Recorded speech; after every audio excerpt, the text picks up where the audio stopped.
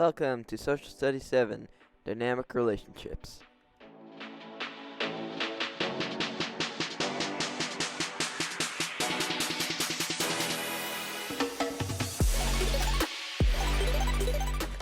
Okay, and the first question is, what are some historical and current events that has happened in Canada?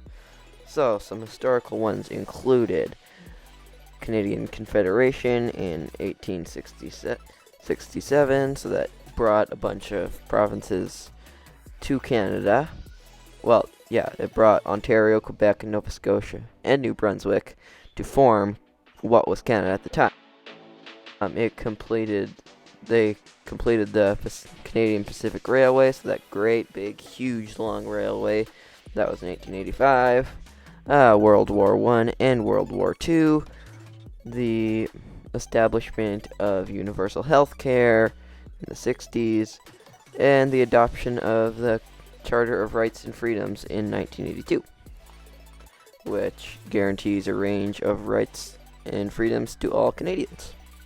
Now, some current events that have happened in Canada include Truth and Reconciliation, which is trying to reconcile with the Indigenous people from the whole residential school fiasco, and climate change, which I actually wouldn't mind some climate change. It is very, very cold out here in Saskatchewan, so bring some our way, maybe, because it's pretty cold.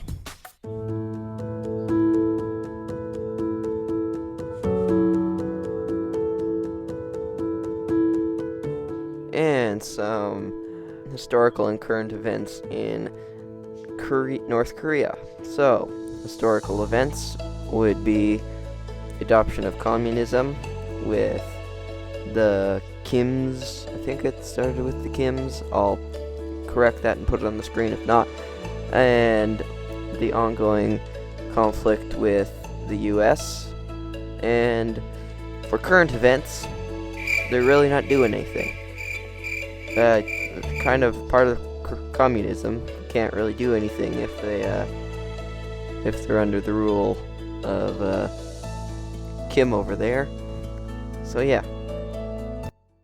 Okay, so the next part is the physical environment of Canada. So let's go. So Canada is very diverse with mountains, prairies. There's all sorts of. You've got the up north with the coldness and flatness, and you've got all the lakes of Ontario, and you've got the Rocky Mountains, and you've got the flat plains of Saskatchewan, flatness, and all sorts of diverse natural coolness. Oh, and oceans too. We're not a landlocked country. Well, maybe it's one big ocean. We've got oceans on both sides of us. Oceans. So we've got the, I'll flash it up on the screen what oceans is. And Canada has plenty of natural resources, including forests. We have approximately 347 million hectares, or 857 million acres, which is about 9% of the world's forest. So we've got quite a bit. And we've got lots of minerals, including gold, silver, copper, zinc, nickel, uranium, diamonds, and others. We have also got lots of energy resources, including oil, natural gas, hydroelectric power, and some other things. So hydroelectric power is it's where water runs through a thing to create power. I'll put something up on the screen about it. But we also have abundant supply of fresh water, so lots of your bottled water comes from there. And we also have some fish and seafood, though not a whole lot. And also we've also got quite a bit of meat and agriculture here. And the physical environment of Korea is pretty close to Canada, with mountains, and they've got all sorts of mountains, and they've got an ocean. They have even got a volcano, which I'm pretty glad we don't have any sort of volcano around here. They've got plains, forests, mostly like Canada actually. Besides the whole volcano thing, their weather is usually pretty hot and humid, but I guess people don't mind it. And Korea has quite a bit of natural resources, mostly coal. They have an estimated 114.5 billion tons of coal, but they're not mining it because of their poor infrastructure and technology.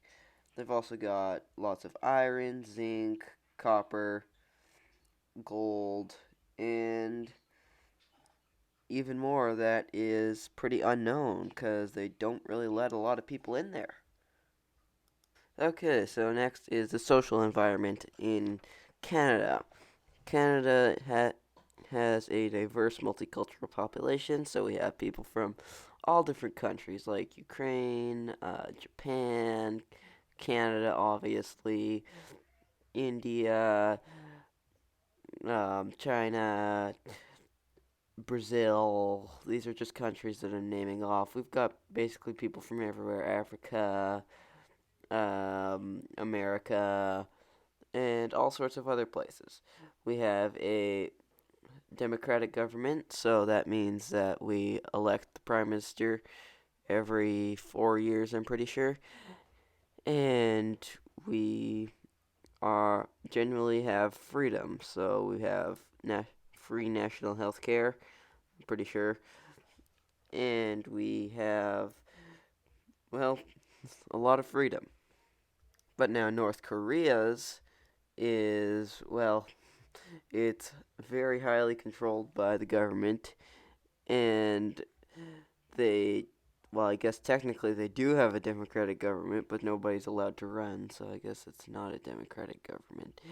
And they are largely taught to basically do whatever the government says in schools, and well, they live a pretty restricted life. You're marked what kind of child you are at birth, which is pretty sad, and you they basically decide what job you are going to get when you are born, and not a very free lifestyle, and it's pretty hard to leave that place.